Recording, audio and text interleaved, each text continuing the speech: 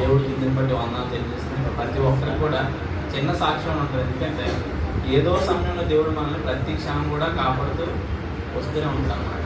నాకు అనిపిస్తుంది, ప్రభా ఈరోజు ఇంకా క్షేమంగా ఉన్నాం, సంవత్సరం దక్షిణంగా ఉంటే ఎంతోమంది ఈ రోజులో లేదన్నమాట.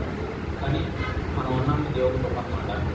నా సాక్ష్యం ఏంటంటే స్టార్టింగ్ జనవరిలోనే మా అబ్బాయి బాగోకూడదు, హాస్పిటల్ తీసుకెళ్ళడం, వాటికి ముక్కులో నాజుకు పల్ప్స్ ఉన్నాయి.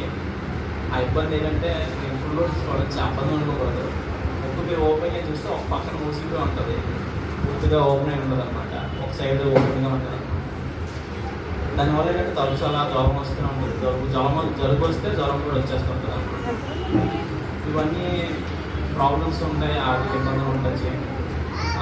సడన్గా నాకు బాగోకపోవడం, ఆపరేషన్ జరిగింది, ఫిబ్రవరి నెలలో జరిగింది ఆపరేషన్. ఆ తర్వాత మళ్ళీ నా భార్య కూడా జరిగింది ఆపరేషన్. ఇంకా చెప్పుకోవడానికి చిన్న చిన్న సమస్యలు చాలా ఉన్నాయన్నమాట. దేవుడు ఎవరు తోడు లేకపోయినా, ఎవరు అవసరం లేకపోయినా, ధనం కూడా లేకపోయినా సరే దేవుడు అలాగ సహాయం చేసుకుంటూ వచ్చాడన్నమాట. అంటే మనం అనుకుంటాం ఏంటంటే దేవుడు నన్ను విడిచిపెట్టిపోతాడేమో, అది ఈ క్షణం నేను దేవుడు నాకు సహాయం చేయలేదని అనుకుంటాం. కానీ నిజంగా మనం ఆ పొరపాటు పడితే మన తప్పే అవుతుంది అనమాట. ఎందుకంటే దేవుడు మన పక్కనే ఉంటాడు, మన ఎట్టి పరిస్థితులు ఏ విషయంలో కూడా విడిచిపెట్టాడు అనమాట. నాకు ఆపరేషన్ జరిగినప్పుడైతే నేను అనుకున్నాను, నాకు పెద్ద చెప్పలేదు ఇంతవరకు, ఆ పెద్ద లైట్లే ఉంటాయి కదా అక్కడ డెలివరీ టైంలో చాలామంది చాలా ఆపరేషన్ చేస్తారు. నేను అనుకోండి, దేవా ఇంకెప్పుడు కూడా ఈ ఆపరేషన్ బెడ్ మాత్రం ఎక్కకూడదని. ఎందుకంటే ఆ సిచ్యువేషన్ అంత భయం అనిపిస్తుంది అనమాట.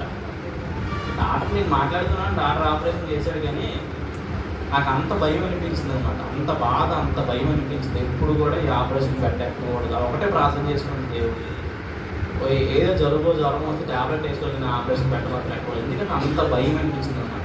కానీ దేవుడు ఆ క్షణం కూడా నాకు తోడుగా ఉన్నాడు. ఎవరో ఏ మనిషి కూడా తోడు, నా భార్య ఉన్న పక్కన కుమారుడు ఉన్నాడు, దేవుడు మాత్రం తోడుగా ఉన్నాడు అనమాట. దేవుడు ఆ విధంగా నడిపించాడు. అలాగే నా భార్య కూడా ఆపరేషన్ అయింది, సక్సెస్ఫుల్గా జరిగింది. 3 days ఉన్నాం అక్కడ కూడా జాగ్రత్త దేవుడు తీసుకుని వచ్చాడు.